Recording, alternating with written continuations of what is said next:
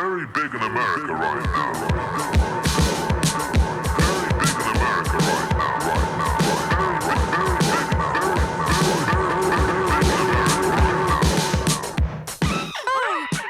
Roasted, roasted, roasted, roasted, roasted, roasted, roasted, roasted.